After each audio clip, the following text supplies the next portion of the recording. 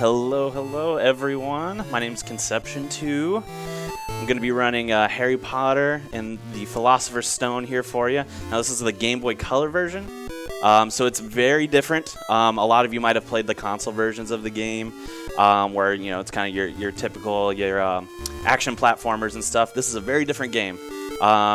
Think 16-bit kind of style, and it's a turn-based RPG, so it's a lot of fun, and there's a lot of game-breaking stuff that goes into it as well, so I'm very happy to be sharing it for you here at ESA. First time running here too, so I'm just beyond excited, but we're going to get started. Time will start as soon as we click, so here we go. 3, 2, 1, go. All right. Here we are. Yes, check it out, and it's all in its beauty right here. Yeah, it's a very different game. Like I said, it's a turn-based RPG, so you might think Pokemon style. It's a little bit closer to Final Fantasy in terms of like how it behaves in terms of combat and things like that. Unfortunately, in the first game, you don't get to use Ron or Hermione as cohorts in battle. It's just Harry saving the day all by himself, kind of like he does in the books and movies and stuff too. So that's what we're getting used to. So we're having this garden gnome looking Ollivander give us a wand here, and then we're just going to come out here, and this guy is going to give us some cards, some wizard cards. We need specific ones here. We're actually looking to get this blue deck specifically, because it's going to give us the amount of card combos that we're going to need to use to do some key glitches in the game.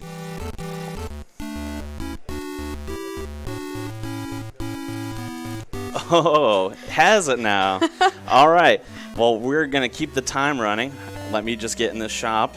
I'm going to very, very quickly throw on some cosplay. 1 second.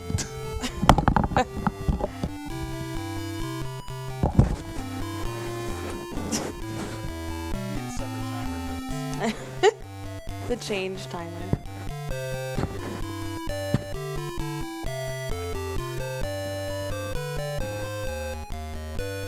We can do a reset. That's alright. It's up to you.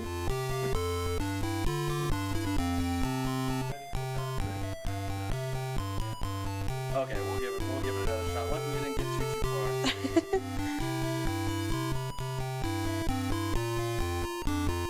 Trust me, it's worth it. It's so worth it. Do you feel like you can play better with the cosplay? Oh yeah. Okay. Yeah, absolutely.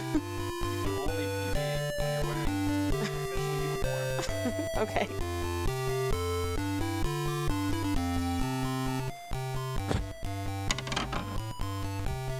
Official. Oh, you even got the official vest and everything.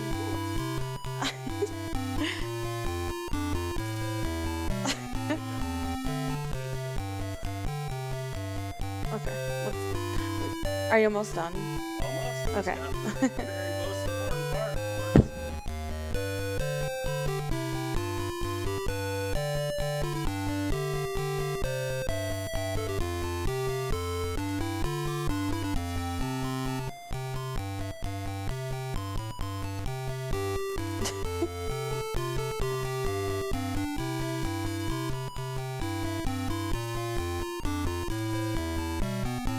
All right. Absolutely worth it.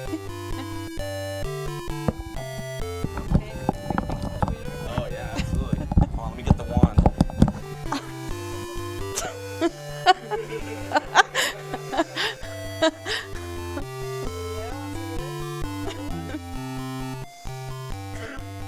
Oh, it's perfect. Amazing. So we're just gonna reset this here. Am I getting that right? All right. So we're taking this from the top. Taking this from the top. If you want to draw the scar on my forehead at any point while I'm running, yeah, you don't have to do it. I don't need to focus for that. That's easy. Okay. So welcome to Harry Potter and the Sorcerer's Stone. We're gonna start this from the beginning again. Now that we met the incentive, thank you guys so much for donating. That's really generous of you guys to donate. It's all going to a great cause for Save the Children, so I couldn't be more grateful that we met this incentive. So thank you so much. Let's try it again. 3, 2, 1, go. Woo! Yay. All right, yeah, so we get to see this little garden gnome of Ollivander here give us a wand again. Luckily, we didn't miss too much. So I was saying before, we have to get a very specific deck of wizard cards here. We use them to set up glitches. So card combos in this game, they function for combat. They're meant to be used in combat as extra damage boosting kind of deals, or they give you special benefits of sorts. And we don't use them at all during Battle 1. So we actually use them to set up glitches exclusively. So we're going to come out here. We're going to get that same blue deck. It's actually RNG where the cursor is. So that's one small part of RNG that's in this game, where the cursor is on the decks. So we might have to move over. Yep. Got to get that blue deck. And I'll go a little bit into what the glitches are when we get a little bit closer to them. But we're actually starting to set up probably the most important glitch within the first 4 or 5 minutes of the game here. So we're going to come down here. Now that we got our cards, we're actually going to pick up a special card that we have to get in this shop specifically. And then we're going to grab a potion for safety here, which is going to be in this hidden box. And then we're going to head back up to Gringotts. Now, if you're doing PB attempts of this game, if you're interested in running this game, there's a little give and take in that this game is massively reset heavy if you're trying to PB in the first 3 minutes of the game. There's a lot that can go wrong. In a marathon, it's not going to be too bad because we're going to save a lot. We're going to make sure it stays extra safe for us. But like we're going to save here, for example. But that's a give and take. The good thing is if you're going to reset, you might as well do it at the beginning of the game as opposed to an hour in or so. But you're going to see why in a little bit. So now we're in Gringotts. Hagrid straight up abandoned us. We're going to figure it out on our own. Basically what we have to do is we have to get to our vault. Now you can see these little blue puffs here popping up, and that's our encounters. That's what we're fighting. So we do get the benefit of being able to see them pop up. Now the bad part is that a lot of times they'll pop up right on you, and you can't do anything about it. They're just going to hit you. We really want to get to our first boss here without taking any damage, but if we do, I grabbed a couple potions to be safe. Luckily, we got pretty good RNG, and that's going to be our first boss, so we're going to save right here. Now, I affectionately call this guy Chuck the Rat here, Rat Boss. He can mess you up. He can mess you up. So first, we got to take out his smaller minion rats. Luckily, Chuck does like to miss a decent amount. There you go. There's one right there. See, I told you. We have to get through killing Chuck without dying, obviously. That's very important. And then from Chuck forward, we cannot hit a single encounter, and it's very key for setting up a glitch. The unfortunate thing is, as well, is that we cannot just save after we beat him, and then if we hit an encounter, just reset. The game needs to be in a state where the last encounter we fought... Ooh, God, that's terrible. The last encounter we fought was this boss, and we can't fight anything else to set up a glitch, and that's it. That's all it can be. So if we saved and quit the game... Ooh, that's pretty good. If we saved and quit the game afterwards, the game does not read that the last encounter we fought was a victory. It won't read the encounter at all because we saved and quit, so there is no encounter saved on the cartridge anymore. So that's why it's very key. We save right before Chuck there for safety, and hopefully we can get out of Gringotts here without facing another encounter. If we do, then unfortunately we have to do a little reset here. Luckily, it's not too long. The glitch is very much worth it too. I'm trying to keep it in suspense a little bit because it's very, very cool what the effect is. So we're trying to get back here. You're going to see me pause a little bit like this just to see where encounters pop up, because I'd rather see where they pop up while I'm not moving, because this game really loves to put an encounter where it thinks you're going to go. So it'll just put one right in your direct path, and you'll presumably walk right into it, which is why I do these little pause steps occasionally. You also see me hug the top of these walls a lot because it shrinks your hitbox, where you can get hit by encounters, and mainly your feet. If you're just walking in the open, then it's going to have the hitbox be your whole body. So we did great. We got out. Yeah. So we don't have to reset there, which is amazing. So there is one little part here that can still give us an encounter, so we're going to hope that it doesn't. But we're going to walk over here. We got money now. Harry comes from money. He's got that big vault with cash. All right, now we're completely safe. There's an encounter that can pop up right there, right at that little barrel, but we're good. So now we got to shop for all of our school supplies. 11-year-old Harry. So first we got to just get this cauldron. This stuff's pretty self-explanatory. Nothing really special going on here beyond just buying all of our school supplies. If there happen to be any donations to read or listen to, that now would be a great time for that. Crinked donated $10. You may not have beaten my time, but you went for that 1P2C skip. Way to go. Money goes to the Harry Potter cosplay. Thank you very much for that money. Thank you very much, because we met that incentive, clearly. So I'm very happy about that. Thank you so much. We're still finishing up our little shopping segment here. We got to come down here, get our books. Pilly donated $40. Thank you very much. Very appreciated. All right, and then our last Jeff Pelly donated $10. Let's go, Nate. Let's get that Philosopher's Stone really fast. Ready on time, Ashlyn. Thank you, Jeff. That's my best friend there. Thank you so much for donating. Don't get ready on time too fast, but... I know. I'm going to try not to say time too often. Yeah. We don't want to jump the gun here. Okay, so that's the extent of our shopping, so we just got to walk back to Hagrid here and finish out this little segment. Now we're going to be setting up the most important glitch of the game. So like I said, this is a turn-based RPG, which means that he's in a leveling system here, Harry. After we beat that first boss, we were at level 2. And we're just going to go ahead and real quick do a glitch that gets us to, say, level 99, which is the cap. So we're going to just do that real quick, and it all takes place on this Hogwarts Express segment here. So we got to talk to the Weasleys. They're very wordy. Get them on the train. All right, so we're going to get on the train. And remember, I was telling you about those card segments earlier. So what we're going to do is we're going to go into our folio here. We're going to use one of our card combos, which you're not supposed to be able to use out of combat. So this is the reason why it causes a glitch. So that duplicates that. Now we have this palette swap that happened because I talked to that NPC 3 times. Again, this palette swap is not supposed to happen. What is supposed to happen in this game casually right now is we're going to go take our seat. We're going to talk to Ron for a while.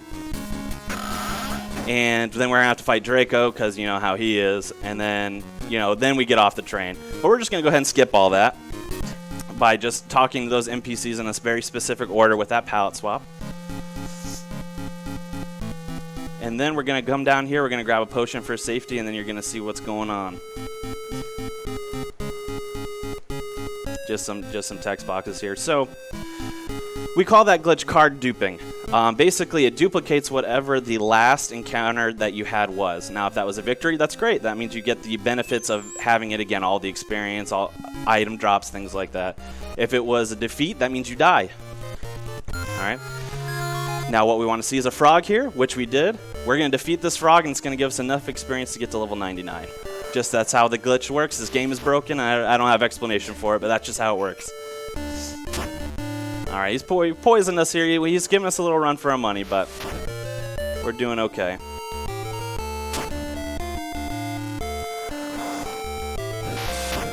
That's a good crit. When you see the numbers pop up in red, that's a crit. So you can see here, we gain all this experience points. And now we're actually level 92 something. We're actually going to duplicate that so we get all the way up to the max level by using another one of those card combos. And voila. Harry's level 99 before he steps foot in Hogwarts. Capped. So you're going to see here, this is just crossing the lake. You're going to see me pause occasionally here as well. Every time we pause in this particular segment, it resets the location of the enemies. So if I think an enemy is going to come at me, I'm going to pause it, unpause, and then they're going to reset. Though this one is he's after me, but we're good. We're good. If there are any other donations, it's a very slow segment. So if there are any other donations, we can throw those up as well. Oh, well, we got to get some more. We got to get some more. Look, unfortunately, I missed that pause, so now we just got to run. Now, also, unfortunately, I'm level 99, max cap, cannot get any higher, but there are plenty of things that are still faster than me, and I don't know why, but that's just how it works. All right, so yeah, we're just they're after us today. These dragonflies. All right, we should be good after this. I remember when this happened exactly like this in the book. Yeah, remember? Harry crossed the boat on his own, had to fight a bunch of dragonflies and tentacle monsters before he learned how to cast spells, technically. Yeah, this game takes some liberties, that's for sure. We're abandoned again on our own. Just abandoned to find our own way here. Oh, yep, sometimes you can just get stuck on walls like that.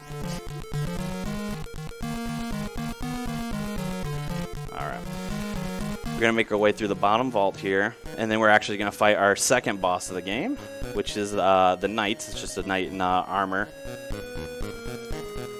And as you can imagine, it's going to go a certain way. Don't forget to do all your safety saves, too. Oh, yeah, we're well past that, so Okay, we're good. We're good. We made the saves, though. We're good.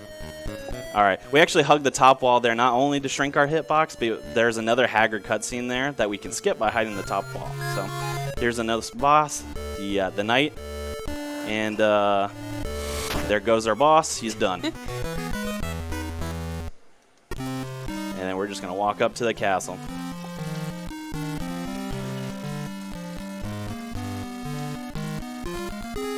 Now we got some cutscenes going on here where we have to get sorted, and we have, you know, your first dinner and stuff like that. So, at this time, I wanted to talk a little bit more about speedrunning this game in particular. So this game has kind of a low following. There's only a couple active runners. There's 9 people on the leaderboard total. And this is a great game. If you play it casually, it can be kind of frustrating because it doesn't give you a lot of explicit directions or, specific places to go to achieve your objectives. But as a speed game, it's really fun. It's got the game-breaking glitches, but it's also got the story elements. And like I said, I really like that it's a turn-based RPG as opposed to your action platformers. Not that there's anything wrong with those, but it's just something so different, which is what drew me to it. So if you're interested in learning how to run this game, there is a Harry Potter handhelds Discord. I would definitely suggest joining that if you want to run any of them on handhelds. That includes your DS games, your Game Boy Advance games, any Harry Potter game. I would definitely suggest joining that because they're a great community. They're small, but they're strong. Like I said, yeah, we're just gonna get sorted again. We only see Harry, and then we see Hermione first, then Harry gets sorted. Again, nothing else happens. No one else gets sorted. Just those two. Just a party for those two. And then we have to find the mystery of finding the table. That's the only walking we have to do there.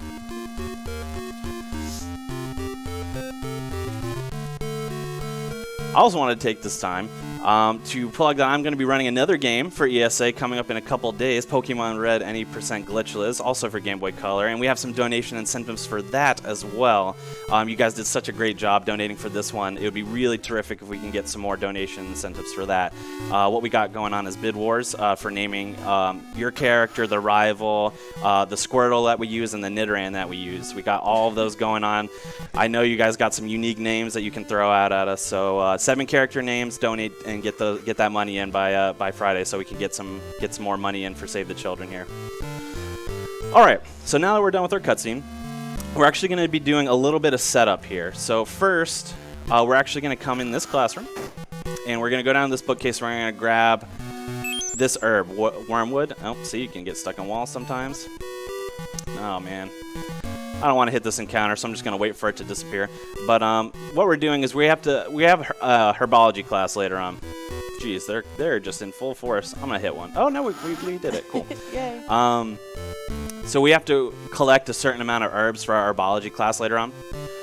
So what I'm doing there is I'm just preemptively grabbing them so that I don't have to go out and grab 6 or 7 different herbs. I'm going to have pretty much all of them by the time herbology class is ready.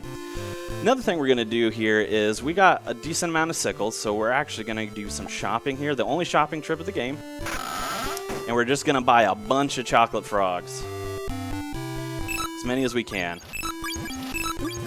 I love the little image for the Weasleys. It's amazing. Yeah, this game has killer sprites. Some of them are really interesting, we'll say.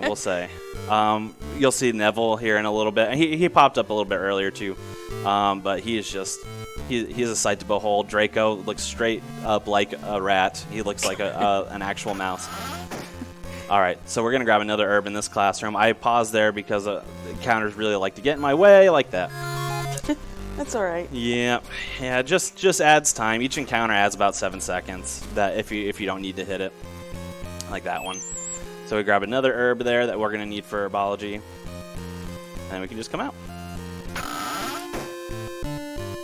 Now we're sorted. We're in Gryffindor. We're finding out where we need to go. So obviously we need to go to our fat lady portrait and let us in. But we don't know the password. It's day one. No one told us the password. I don't know what's going on. So we have to go figure out who we can get the password from, and how we need to do it. Just gonna have to spoil it for you a little bit because we do things a little bit out of order. So nearly headless Nick, which is the Gryffindor Ghost, if you don't know, he has a password, and what he's gonna ask of us is a tie to keep his head on straight. You know, as everyone needs. And we're just gonna go grab the tie first before we talk to Nick for the first time. Unfortunately, it's all the way back at the bottom of the Great Hall, and it doesn't spawn until after you talk to the fat lady. So you have to go all the way to the top, talk to the fat lady, come all the way back down to this gargoyle and get your tie. Yeah, that's just unfortunately how it goes. And then we gotta walk all the way back. Luckily, this game has a few shortcuts, which is what I'm utilizing here. This is the dungeon. We go from right from the dungeon. We talk to this statue up here. It takes us right to the 5th floor. Gryffindor's on the 7th floor, so we don't have to go too far, but just far enough. All right, and we come up here. We talk to nearly headless Nick, and he gives us the password after we give him the tie. And then we can finally go into the Gryffindor common room.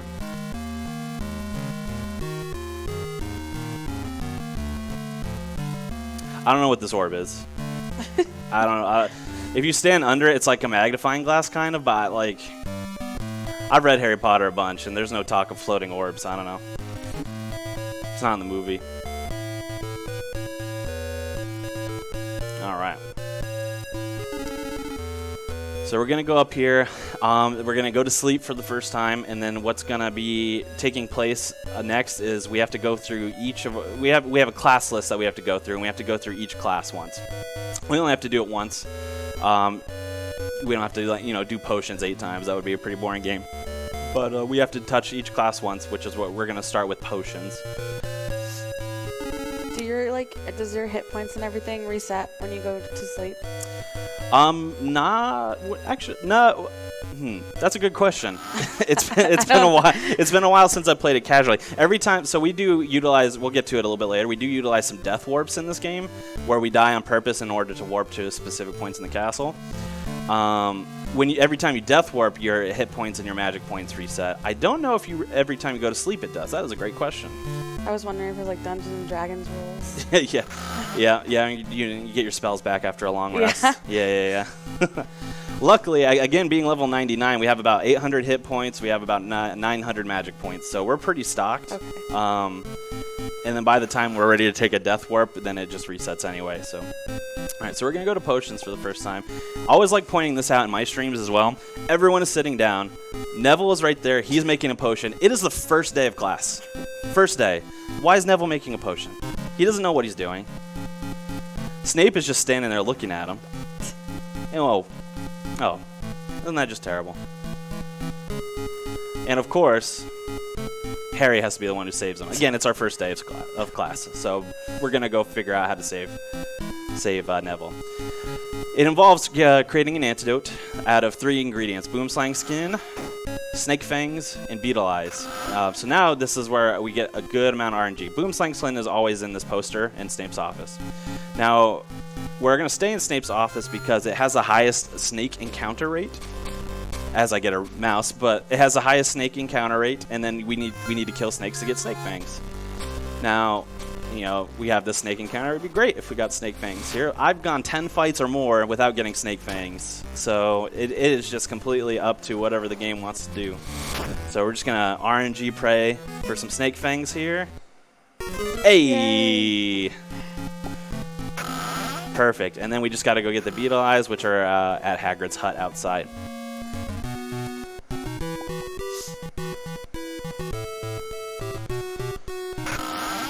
Alright, so we're going to walk down here. This is the first time we're in the exterior of the castle here. We walk to Hagrid's hut a lot in this game, unfortunately. So we get used to this path because we're going to be taking it a lot. I think it's like 6 or 7 total times we have to walk from the castle to Hagrid's hut in this game. But yeah, basically he's telling us where to get the rest of the ingredients, even though we already have them. And then that he, coincidentally, was spraying his garden for beetles. So, works out. These are always in the same spot too, luckily, so don't have. Really, only the snake fangs are the things that are up for chance. Yeah. For making the antidote, the only thing that we have to worry about for RNG is the snake fang. So a lot of times I'll end up resetting there on PB attempts if it's like 3 or 4 times and I still don't have the snake fangs, and then gotta go for the reset. All right, now we got all of our ingredients. We just got to go back to potions class, where I presume everyone's just been sitting quietly while Neville's passed out on the ground. But poor Neville. Yeah, poor guy. Yep, they're all just sitting quietly. Ron looks bored. Oh, but Neville is standing, so maybe he's doing okay. Guess we didn't entertain Ron enough for the day. All right, potions is done, thankfully. All right, so next class we're going to do is our broom flying class. So we're going to walk outside here. We're still going to grab a couple more plants here. We're going to grab one here. And then, oops, I could have avoided that. I could have just walked or... you'll see me sometimes, too, if I see an encounter pop in an unfortunate spot. You'll see me try to pause. Because, like I said earlier when we were in the lake, a lot of times when you pause the game, it resets the location of the enemies around you. Now, sometimes with these blue fogs, it doesn't do that. But sometimes it does, so it's worth giving it a shot. Okay, so we got 2 more herbs that we need for Herbology, which is the next class after this, but now we're going to do some broom flying. And this is just Neville's worst day. He got poisoned. He passed out. And if you've seen the movie or read the books, you kind of know what happens to Neville here. He's got no control over his broom. He just broke his arm. Now we get a nice little mini side scroller come up here where Draco's going to steal the Remember All, which was in Neville's pocket. And we have to go catch him. So we get a nice little side-scrolling mini game here. It's actually a lot harder than it looks because they spawn in awful spots. And then basically all we got to do is just catch Draco. Obviously you want to avoid getting hit by any trees. You can one-cycle this one, so if you get hit by no trees, that's the quickest possible way. There's another flying mini game that we do later on that even if you hit nothing, you can't fully one-cycle it because they just get a speed boost for no reason. That was a pretty good one, though. That was pretty good. I only hit 1 tree at the beginning. And everyone just loves to walk off without Harry. Harry just like stands there, thinks solemnly about what he's got going on. And then we move on. So now we're actually going to do Herbology, which is just straight across. We have to grab one more plant before we go into the greenhouse.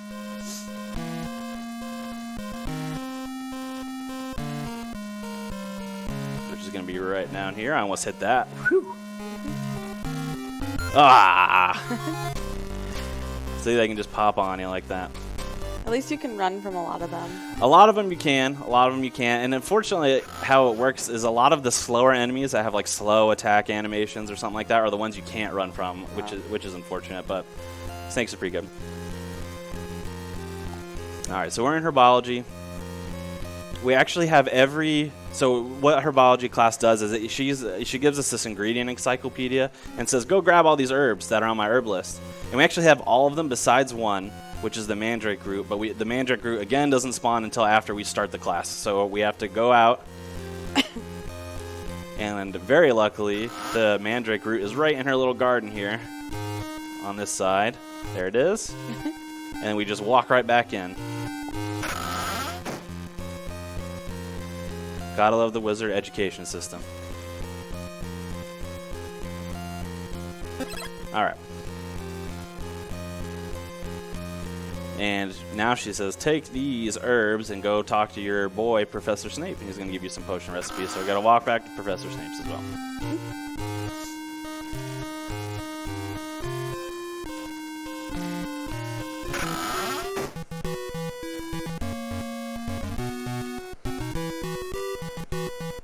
Alright, luckily we don't have to depend on snake fingers or anything like that.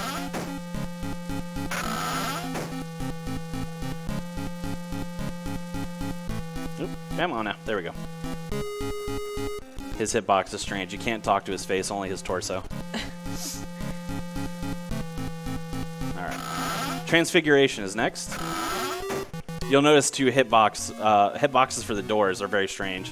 As long as your pinky could be touching like the side of a door and it'll let you through it.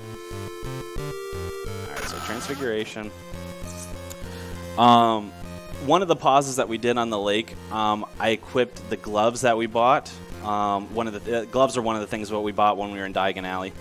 And I equipped them because what Transfiguration has us do here is it has us catch a purple rabbit that escaped. So we're just going to go out in the castle grounds and catch a purple rabbit. If we don't have the gloves equipped, it actually makes us fight the purple rabbit, kill it, and then it gives us the item. If we have the gloves equipped, you can just pick it up. You don't have to fight it. So that's why we equipped the gloves, solely so we can grab this purple rabbit, which is right over here. And without killing it too, which is yeah, nice. yeah. Save the animals, right? Yes. Fortunately, hit an encounter right behind that tree. Not getting very good luck with those.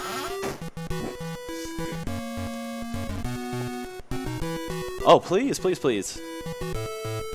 Rika7 donated $5. Why is Harry wearing glasses when he clearly has no eyes? That is a great question. They are really scary looking. The sprite, whoever designed this game, they really cared. They really did. I promise. But yeah, there are some glaring mistakes for sure. He's got no eyeballs. He's got no eyeballs. All right, so this next part is not hard. It's just hard for me. So it's a completely memory-based game. And to ensure maximum victory and maximum speed, I brought a notepad so I don't forget what I need to do. It's literally just, we're going to be doing a dance with Flitwick, basically, to learn Wingardium Leviosa. And he just goes in directions. And I just like to write them down, because if I try to do them from memory, I mess it up like every time.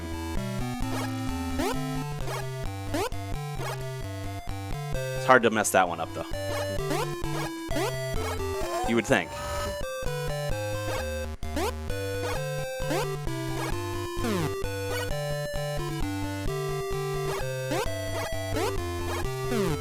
If there are any more donations, this is a great time, because this part is not particularly exciting. It's just me memorizing.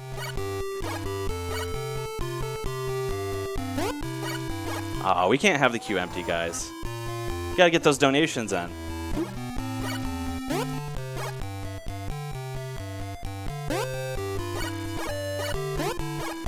This is for Save the Children. We gotta save them.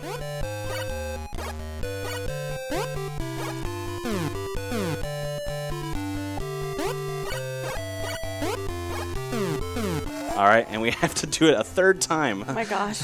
It's just so long and annoying.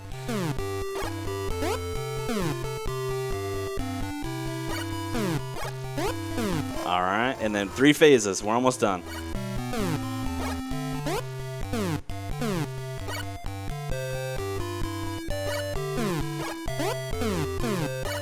Alright, last phase. I promise. We're almost through this.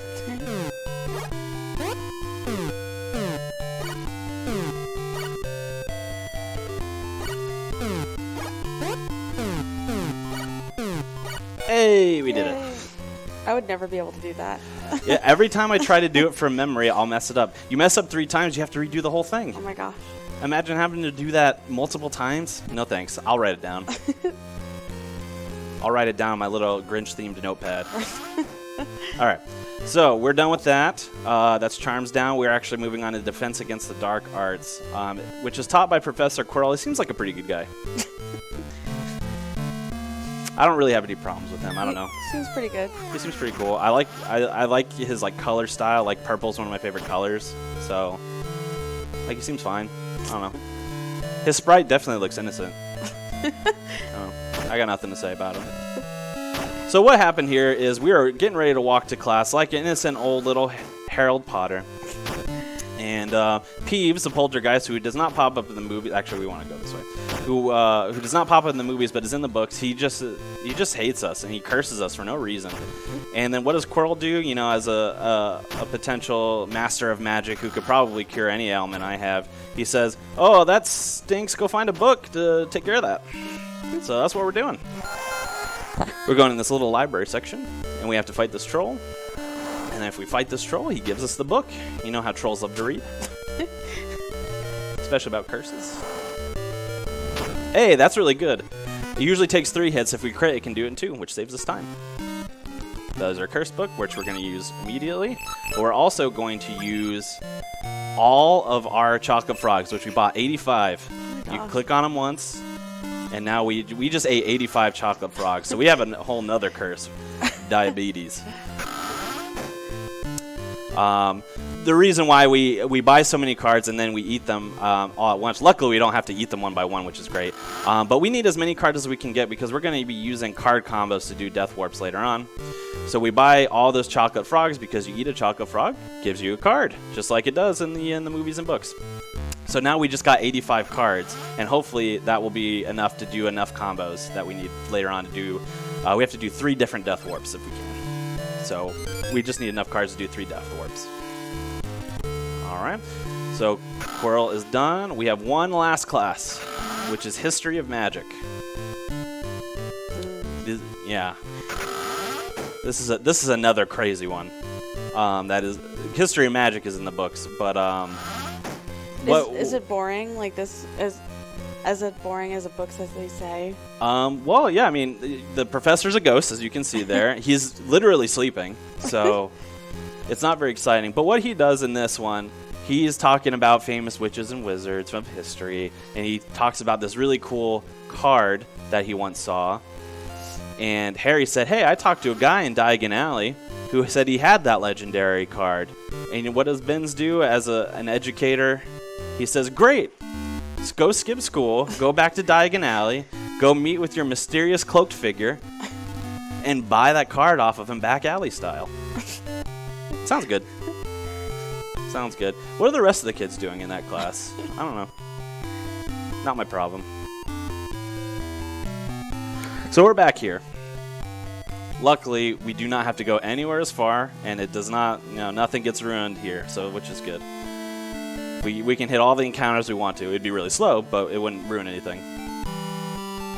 So this is the guy's vault. We just have to go up here, fight another boss. This should look decently familiar.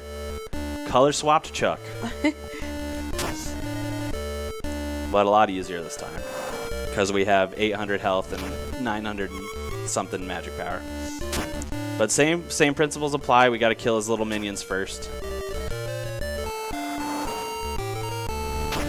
Oh bother.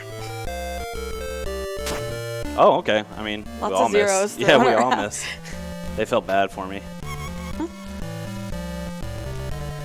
All right, and this time we have the ability to light him on fire, so we can do that.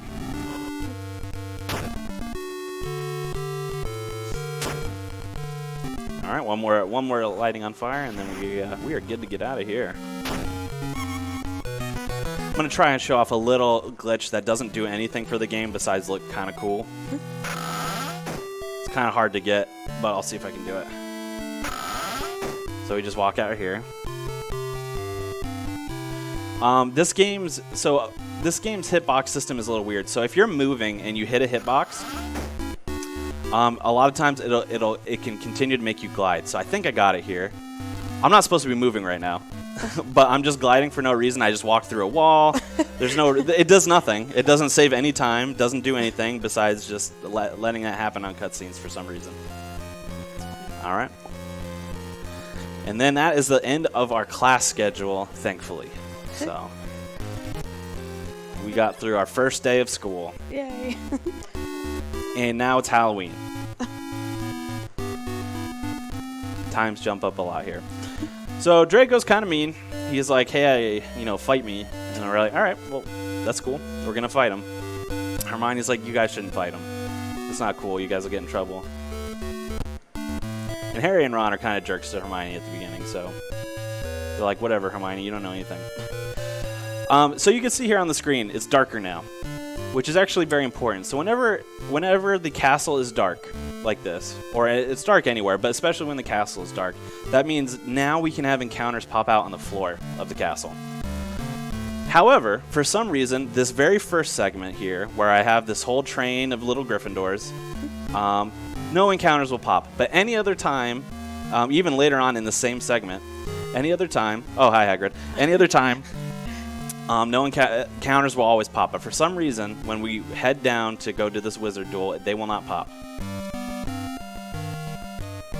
And yeah, these are teachers that are supposed to be looking out. You don't see anything.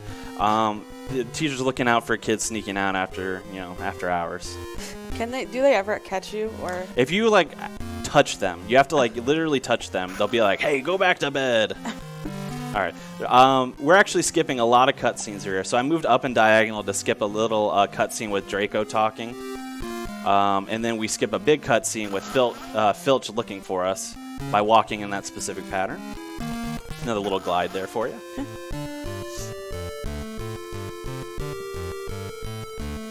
Snape bullying that good old Quirrell. He has never done anything to anybody.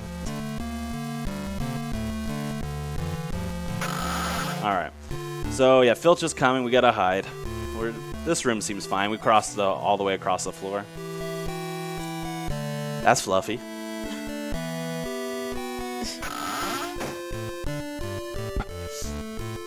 Alright.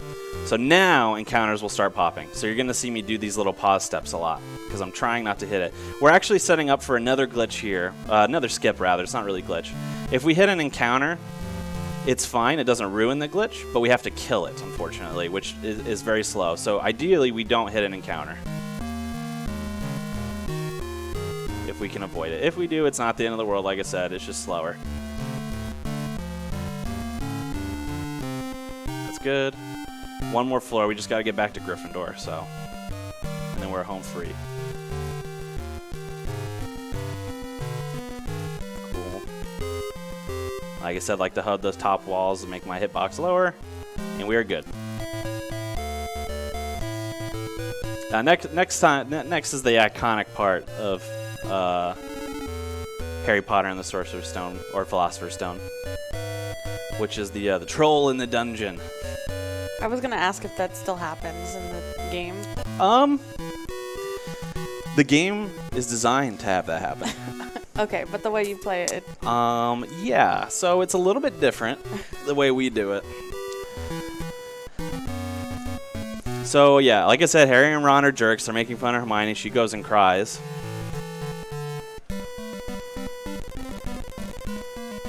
We just have to have these little cutscenes here. We have to go down and talk to this lady, be like, hey, where's Hermione? She's crying. We just saw her crying, so I don't know why we have to ask her about it, but...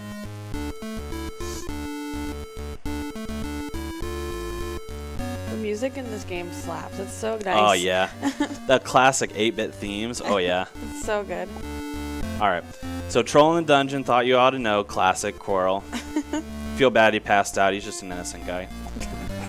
So, 2 key skips we can do here. There's a cutscene here with Snape that we can skip if I get it. I didn't get it. That's okay. So, this loses about 20 seconds. So we can skip this whole Snape thing. Him walking, and we're going to see the troll down here.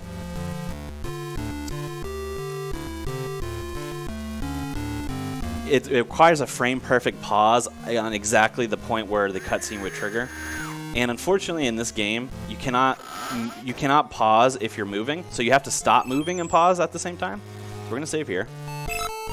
And And I'm going to just need a second to try and set up a glitch.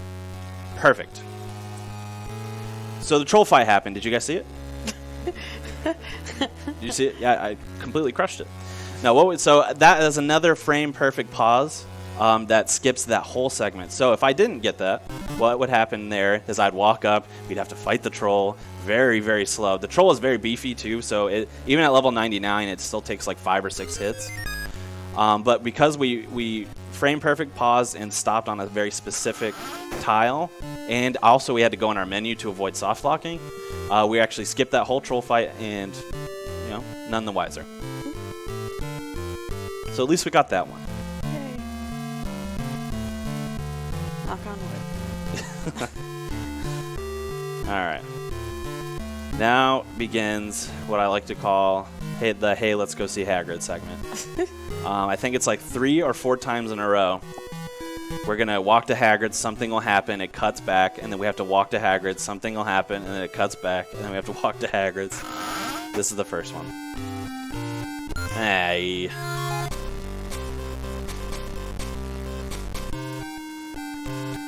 Yeah, at this point forward, encounters don't matter at all beyond it being slower to hit them. A lot of times we have to have it set up in a specific way to activate certain glitches, but from this point forward to the end of the game, it doesn't matter. Alright. So we go talk to Hagrid. Just another dialogue sequence. Then we're going to pop up in the library, and they'll be like, hey, we got to go see Hagrid. Oh my gosh. Oh, actually, no, I forgot about this part. We have Christmas first. Merry Christmas. Aw. Happy Christmas. So there is a one small reprieve in between the Hagrid visits. Peeves is a jerk. He stole my Christmas presents, and I will find him.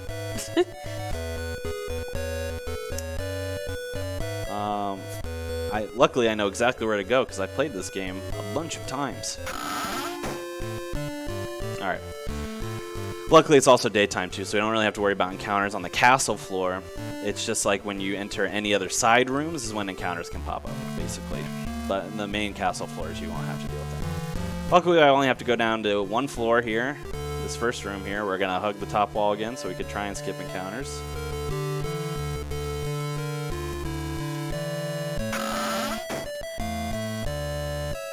Hey! No! I tried.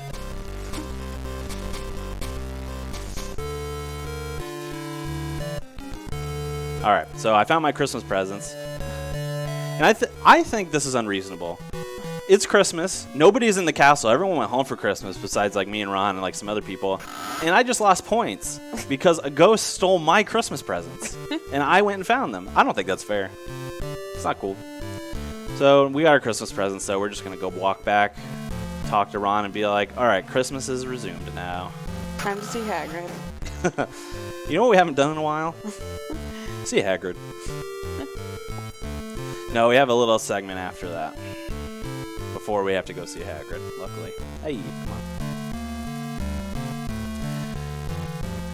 Did my call for donations help? Did we get anything else in the queue yet? Oh, lay them on me. Pergand donated $5. How did Harry Potter get down the hill? Walking. J.K. Rowling. Can we get a $5 hype train for 20K? Oh, let's go. Yeah, let's get that hype train. Where are we at? Oh, we're getting close. We're getting close. We're approaching 19.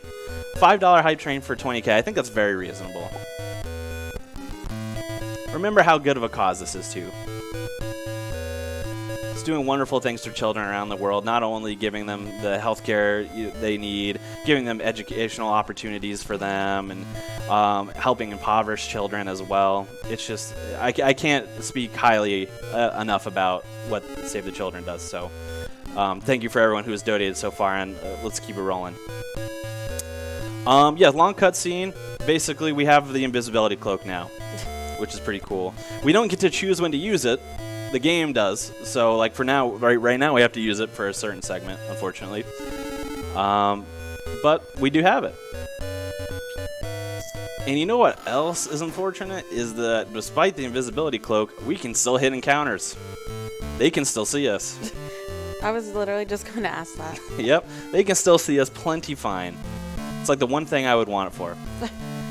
So Harry got his invisibility cloak, and he's like, you know what? It's time to be mischievous. I didn't get in trouble enough. So he's going to go exploring in the castle. Hey, come on. Hey! That's not fair. That turtle can be faster than you. And he shoots fire in a place that you wouldn't expect a turtle to shoot fire. Hopefully you don't have to see it and I don't have to describe it to you, so we'll just leave it at that. Out of his rear end. I can't leave it at that. It's out of his rear end. It's a turtle that shoots fire out of his rear. I don't really know why. So we're going all the way down to the second floor here, to the library. And Harry's like, ooh, yes, I forgot about that restricted section. Let's go check it out. Now, some key here that we can get that we're going to use for the later parts of the run is we're going to grab Petrificus Totalis, classic Harry Potter movie spell. Paralyzes your enemies. And then we just trigger the alarm to continue the story. Now, if you get too close to the librarian there, she will be like, caught ya, and then you have to do all that over again. So let's not. I've done that in a few runs, unfortunately. So we need to make our way back. And like I said, I've played this game a few times, so I know that I can only go up 2 floors, and if I try to go up a 3rd floor, Filch is going to be in my way. And if I try to get too close to Filch, he'll be like, haha, I caught you, and then we have to do it all over again. So we're not going to do that. Instead, we're going to go hide out in this hallway, and it seems good. This is one of those things, if you've ever played this game casually or you're interested in playing this game casually, it's kind of frustrating because nothing tells you that you have to go in this specific hallway. You might just be like, all right, I know I have to get back to Gryffindor, but what am I supposed to do? There's Harry's mom and dad. Yes, the classic Mirror of Erised. Harry's mom and dad. You can see that Harry really has his mother's no eyes. All right, now that we triggered that Mirror of Erised cutscene, now we can make it up, all the way up. But you'd have to know to do that, which again, the game does not explain to you. It's not like, oh, hey, go down 2 floors and then go find the Mirror of Erised. It just says, go back into Gryffindor. What are you doing?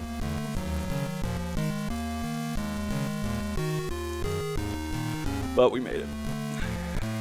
I'm trying to imagine children trying to play this without any sort of guidebooks or anything. Yeah, I mean, at least for me, a lot of the games that I speedrun come from a nostalgic place. I think that happens with a lot of people that I've talked to. So I played this game a bunch as a kid, and I can't fathom how I figured out how to do that. I did beat this game, but I can't fathom how I figured out how. I don't know. Now is the Hagrid segment, by the way. Another one. Yep, there's Hagrid. He's talking to us in the library, and we still have to go talk to him. He's like, let's continue this outside. Also, Draco is really hidden.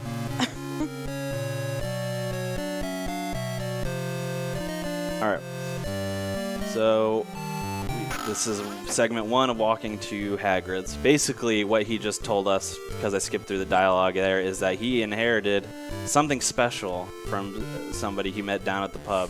And we have to go to his hut to see what it is.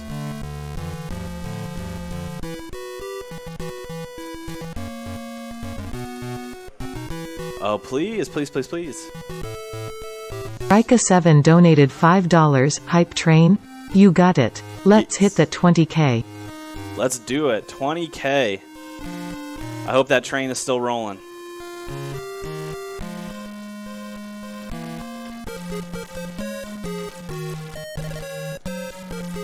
Alright, so we're entering Hagrid's hut.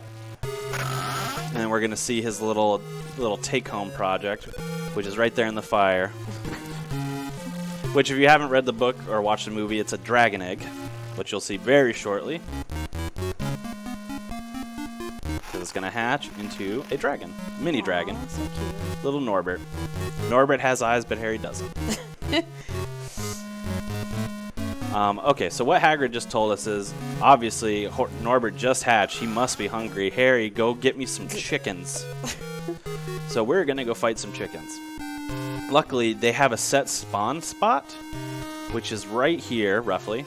So we're actually going to save, and then they spawn there every time. The reason why we save there, too, is because very rarely, if you try to do this too many times in a row, we have to do 5 encounters of chickens, the game will just crash inexplicably. So that's why we save here, because we don't want the game to crash, obviously. But basically, every encounter of chickens has 3 chickens in it, and you know, I said we have to get 5. That's not 5 chickens, it's 5 sets of chickens. So I have to kill 15 chickens. Oh my gosh. Yeah. So if any donations come through, now is a great time, because this is... You're just going to be killing chickens. Just killing chickens. Kill the animals. Poor thing. Yeah. Professor Snape donated $5. How many Harry Potters does it take to screw in a light bulb?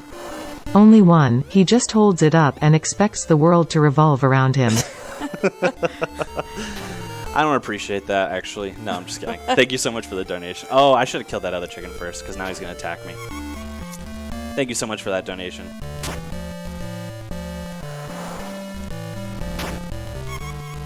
All right, that's 2 chickens. 2 out of 5. Oh my out of 5. And you can see why Petrificus Totalis is useful here as well, because we paralyze the chickens so they don't get a turn, basically. They could sit here and attack me all day. They only do 1, and sometimes, rarely, 2 damage. Most of the time it's 0 or 1, so they can kill me, but we only do it so they don't get a chance to attack because it's slow. And then we just use our 0 MP spell. 3.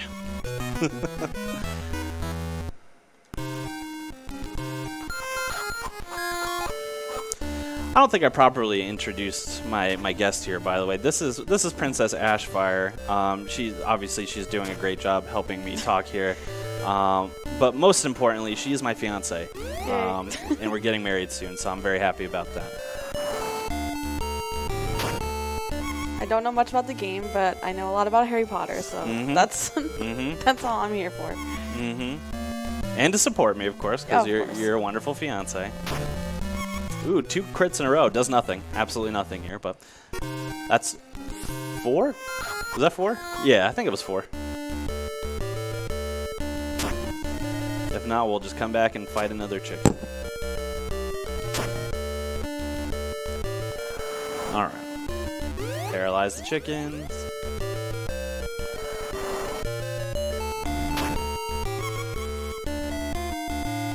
And a lot of times, so with Petrificus Totalis too, it doesn't have a set amount of turns that they can break out, and this will come into play a lot in the end game of the run. So sometimes they'll stay stunned the whole time.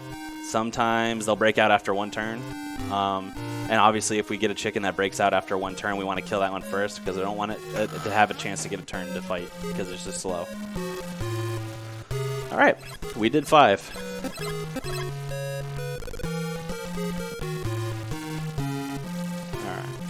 So time flashes forward slightly, and what do you know, we're back in the library, and what do you know, we got to go to Hagrid's. Basically, so we feed Norbert. What the time change does for us tells us that Norbert's getting too big for his dragon britches, and he needs to get moving. Luckily, Ron has a brother who trains dragons, so we're trying to orchestrate that. We got to go tell Hagrid about this so we can get the dragon out of his house. I think I could do that. There we go. I love the door creak sound. Yeah, it's amazing. The door creak sound is iconic. If I could make an emote out of a sound, that's what I would do for that. I think that's what like when I signed on to AIM, that was the noise that I had.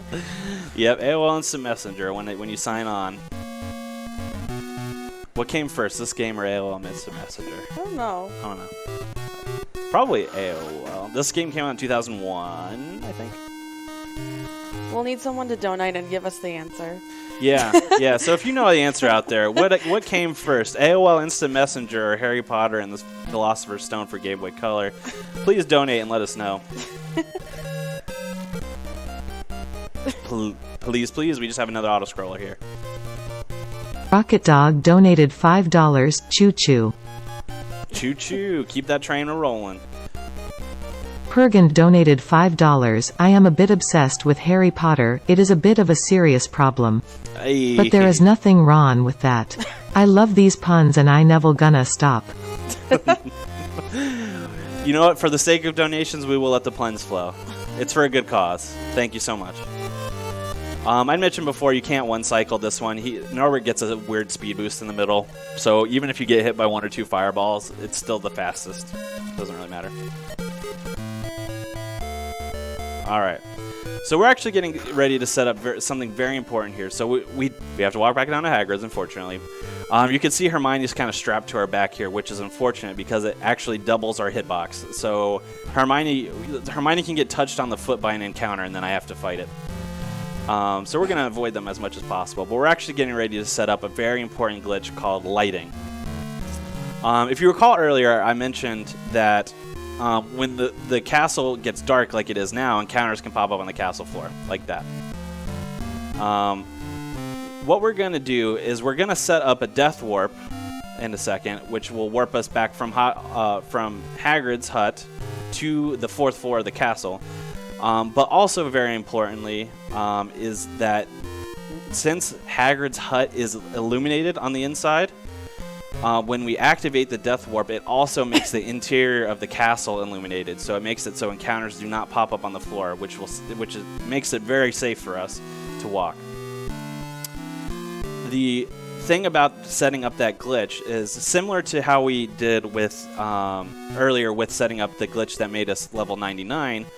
Is when we do it, we actually can't have any encounters in our bank, quote unquote. So, for example, with the rat boss fight that I needed to have that victory in that boss fight specifically, that's why it had to be a victory. That was what was stored.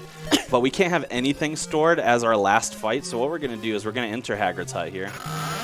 We're going to get the Norbert box, and then we're going to save, and we're actually going to reset the game. Because that will make it so we don't have any encounters stored in our memory. And you're going to hear in a second 5 beeps. Because what we're doing is we're setting up this glitch and it is frame perfect to specific frame. So you're going to hear 5 beeps. It's using the flow timer. Oop, that's not the right file. So we had to reset that.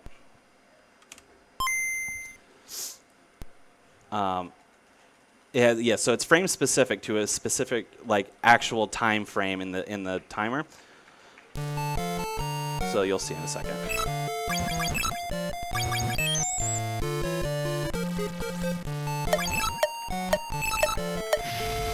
All right, I think I got it. Yep, what we want to see here is Harry take that health point and die. Now, we are in the castle, it's illuminated, and we have that box still. So we actually saved about 3 minutes of walking. And we're walking in a place that has no encounters. So it's very, very safe for us. What happened there was that since we did not have an encounter registered in our bank, quote-unquote, I don't have a better term for it. It's like a build-up of your encounters that you've dealt with.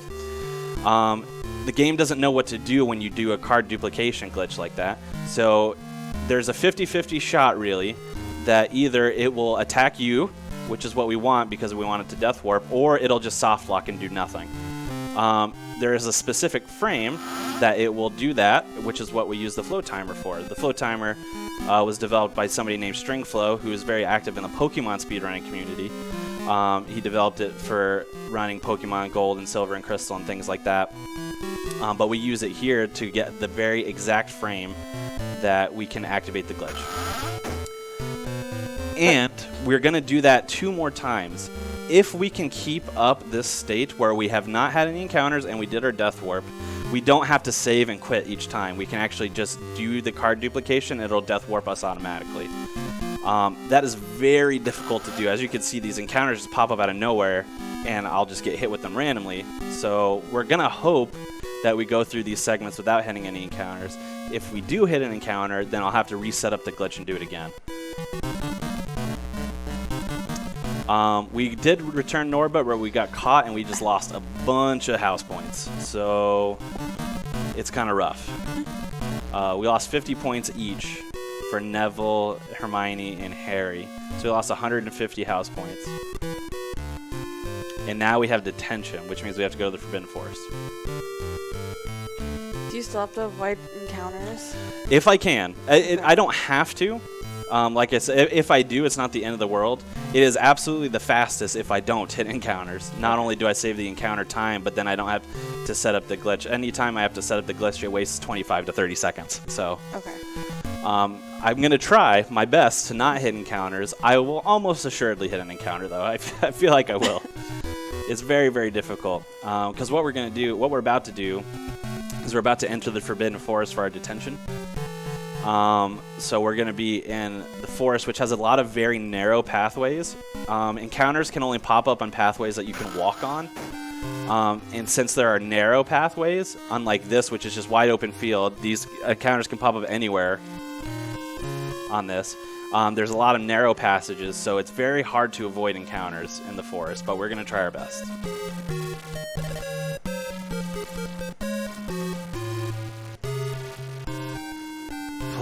Yes, let's hopefully hear that train's still rolling. Floto donated $5. Let's create a new episode called Harry Potter and the Hype Train. Choo choo. That's a book I want to read. Pergand donated $5. You look pretty Weasley after that pun, but Granger things have happened. You must also be a Dementor? Because this run takes my breath away. Aww. That is the weight of my heart right there. If there's any more, you can keep them going. We're just going to be walking and hopefully not hitting encounters. We do pick up a potion there. Just sorry to interrupt. We do pick up a potion there for safety at the very end of the game. It's a pepper up potion in case we run out of magic points. Hopefully we don't, but just in case. But yeah, other than that, it is just walking and hopefully not hitting any encounters. If we do, we do, but hopefully we don't.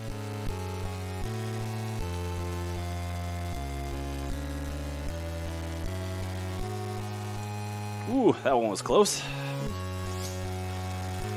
Same thing too, I'm going to try to hug the tops of these walls or paths as much as I can, because instead of having a whole body hitbox, it just makes it like my tiny little feet. So.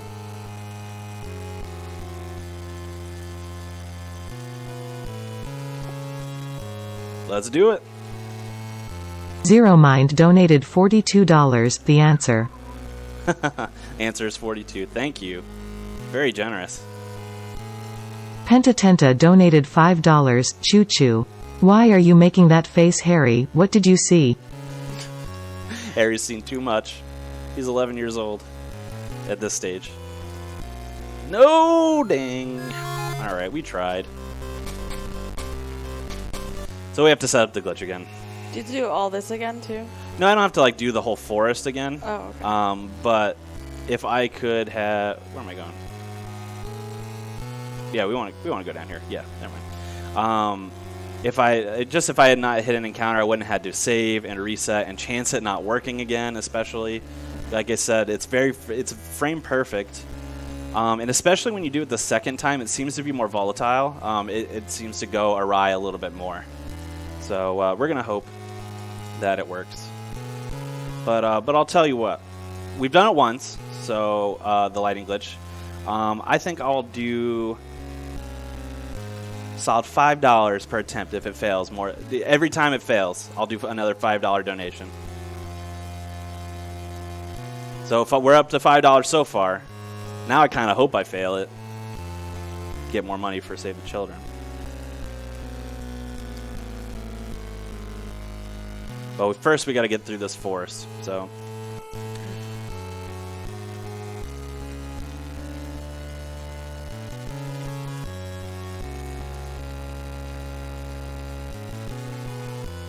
Yeah, he's just checking to see if that unicorn's okay. Nothing suspicious going on here. Harry passed out because he can't handle all the love. In reality, that's supposed to be Voldemort sucking the blood of a unicorn, which is supposed to sustain your life. That's just some Harry Potter lore for you. So he's trying to get back to his full-bodied self using a unicorn. And actually, that's what the Sorcerer's Stone does as well. Is it helps create an elixir of life that brings that can extend your life beyond the standard lifespan, which is why Voldemort wants the Sorcerer's Stone so much.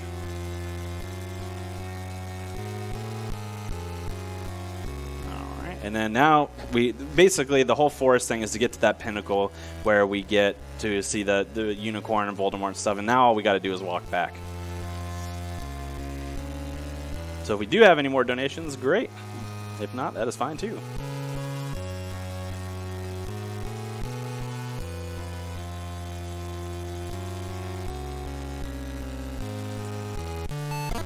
We gotta change that.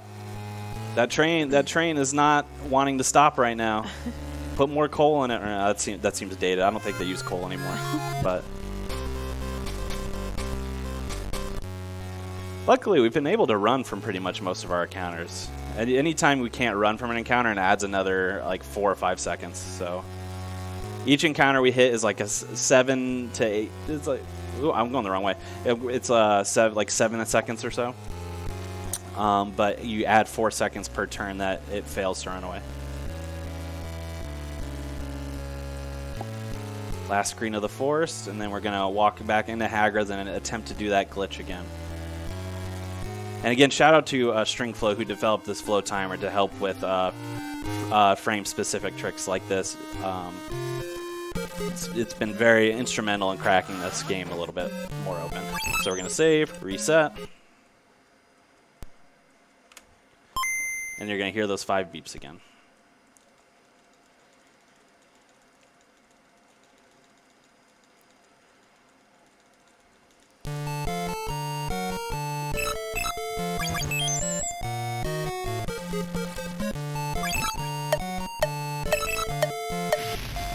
All right, let's see.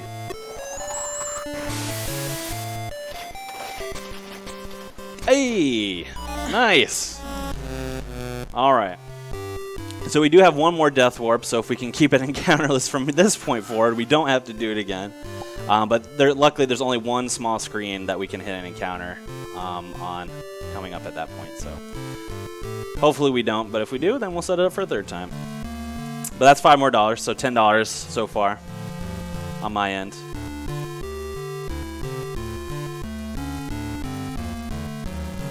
And we just got to walk back up. We're actually we're approaching the end game now.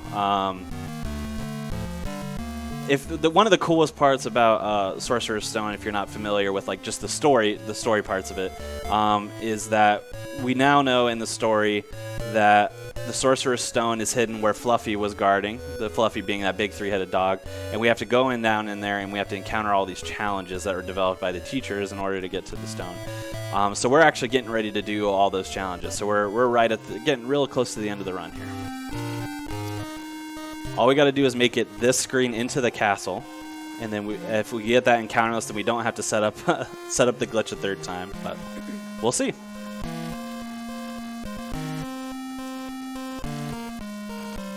Easy.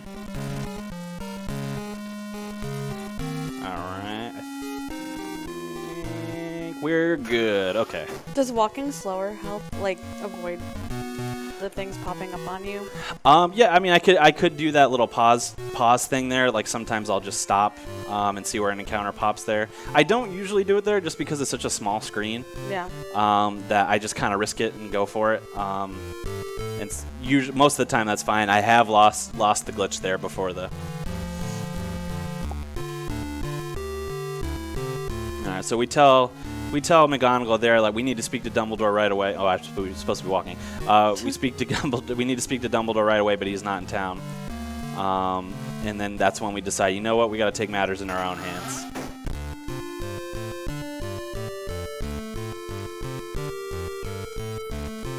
All right, so coming up is going to be our last Death Warp. This one is a little bit different because we're going to be in the Gryffindor common room. And usually when we Death Warp, it Death Warps us to the 4th floor because that's where the hospital wing is. But for some reason, when we do this Death Warp coming up, it takes us right to the door where Fluffy is instead of the hospital wing. I think it's because it's at night instead of during the day. I guess the hospital is closed at night. I don't know. So luckily, since we didn't hit an encounter, we don't have to save and quit. We can just go into our folio, and the Death Warp will work automatically. Oops, wrong item though. Use that one. So yeah, we Death Warp here, and then voila.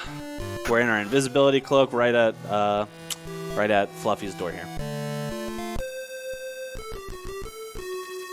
All right. Aw. Yeah, little Fluffy. He's cute in this game. He's pretty pupper. cute. No eyes though, as well. I've noticed. First challenge is the Devil Snare here, which is a Herbology challenge, obviously. This is pretty self-explanatory. We have a fire spell, so we're going to use fire to kill the plants, just like they do in the books and the movies. They use light and fire to kill the plants. And the same strategy applies as well. We're going to kill the smaller ones first, and then we're going to focus on the bigger one. Hopefully they stay frozen. That's fine. Hopefully the main thing is we want the big one to stay frozen for the 2 turns so that it doesn't attack us and waste time. It's still frozen, so we're good. If we get a crit, it can die in 1 shot, but usually takes 2. Yep, it's going to take 2.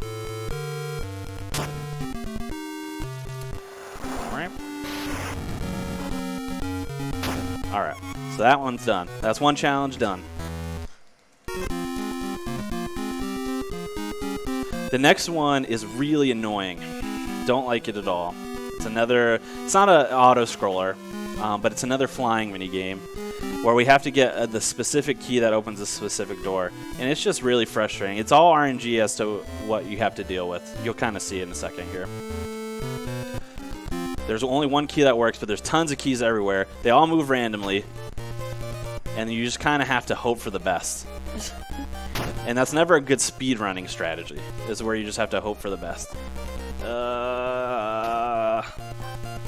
And they move in random directions. I'm so close, actually. This is going okay. Nope, nope, nope, nope. Yeah, we got it. All right. So that was okay. You can get really lucky and you can fly basically straight up to the top without any interference, but that one was fine. Now we got our wizard's chest. First up is the knight.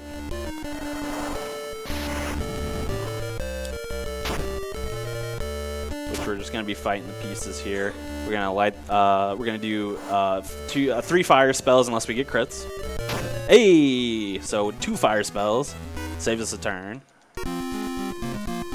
Check out that intense move of wizard chess.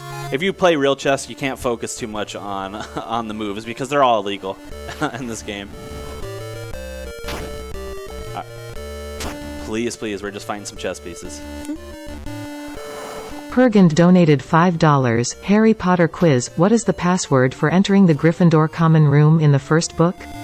If any one of you answer correctly, I will donate $10. Well, it depends on which portion of the book you're talking about. Caput Draconis is the first one, but it does change in the book to other passwords. But I believe Caput Draconis is the first one, if that's the one you're referring to. So hopefully we hear that there's another donation coming through soon. If not, I'm going to look real foolish. But all right, so last chess piece here, and we actually just spam our Flipendo spell, which is our 0-cost spell. And we just hope for some crits here.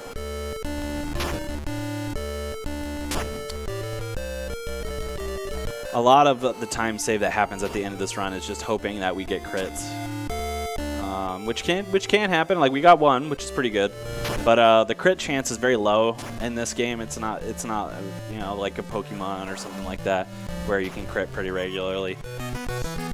And especially since we don't equip like any items, it doesn't really help with our crit chance. But Wizard's Chest is over. Just Ron laying on the ground. Yeah, we're just gonna leave him. He's fine. This troll is carrying a potion, so we're gonna grab that just in case. I'm gonna save here. I have not messed this up in a very, very long time, but that's famous last words. Oh, so. like, don't ever say that. Yeah. So we're gonna save here. This is the potion minigame, and this is just like what's the game called? Oh, that's really good. Hold on, I can't focus to say that at the same time. Hold on. Wow, that was a really good one. It's basically you just have to find the right mixture of ingredients to make the potion. Those black dots telling you that how many that you have correct. It's like Minesweeper, kind of? Yeah, it's something like that. Not exactly like, you know, there's bombs or anything in there, but But this is like the end game. We have 2 fights left, which are Quirrell and which are Voldemort.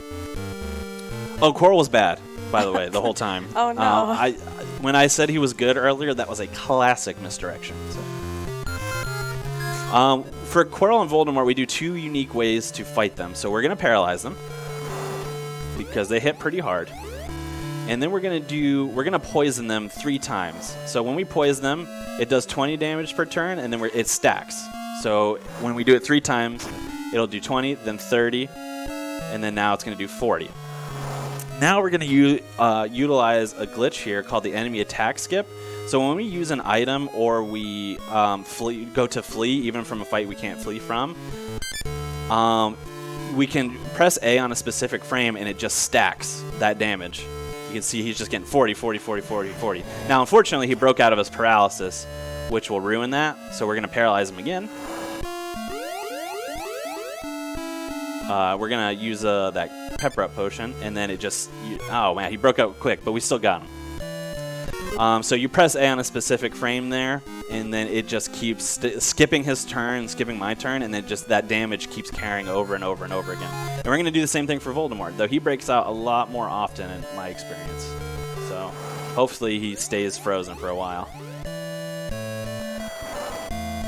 Alright, frozen, so we got 20. 30. And time is going to be upon killing Voldemort here. So we're at 40. And we're actually just going to flee. Hopefully he doesn't break out.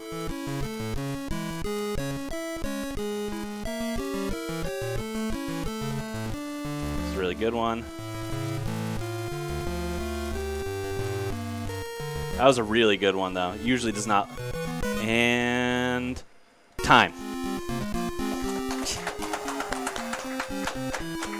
116 is pretty good. 116 is pretty good. I want to just do one thing, get to the post game here. So the only thing that diverges from the books and the movies in terms of the story is that there is a small chance that even after Dumbledore cheats and gives all these Gryffindors extra points, that we can still lose the House Cup just based on the randomness of the game. Now, what I'm seeing here, so it has Ravenclaw up there, then Hufflepuff, then Slytherin. I think we're still going to win. We have to cross 551, so let me see. Yeah, we still won. But there is a small chance that any of those other houses could win, even after we get our cheater points. So there's a small chance. But I like to call that the true ending when we get our victory. But other than that, there's nothing else to demonstrate. That's been Harry Potter and the Philosopher's Stone for Game Boy Color. Again, I cannot stress enough how thankful I am to be here. How thankful I am that my fiance came here and joined me and has been so supportive of me through this journey. When I got accepted into ESA, I literally jumped up and down in my house and cried a little bit because I was so happy to be a part of something that I've cared about for so long and to be here supporting such a great charity. So again, I cannot thank you guys enough for donating, for supporting, for making me dress like Harry Potter. Here's my wand, by the way, in case you didn't see it. I do have the wand. I just can... I forgot to draw the scar. Oh, but that's okay. too bad. I have a tiny little scar. It's not Thunderbolt shaped, but again, I can't thank you all enough for having me here and supporting not only this organization and this amazing cause, but just being here for my run as well. So thank you guys so much, and please stick around for some more. Please. Pergand donated $10. Yes, it was Caput Draconis I was thinking about. Hey. Winner chicken dinner. Oh wait. You killed all the chickens. Oh no. I'm glad we got some payoff for that. And I didn't make myself look stupid, which is the main thing. But thank you guys so much for the support, and I couldn't be happier. Thank you very much.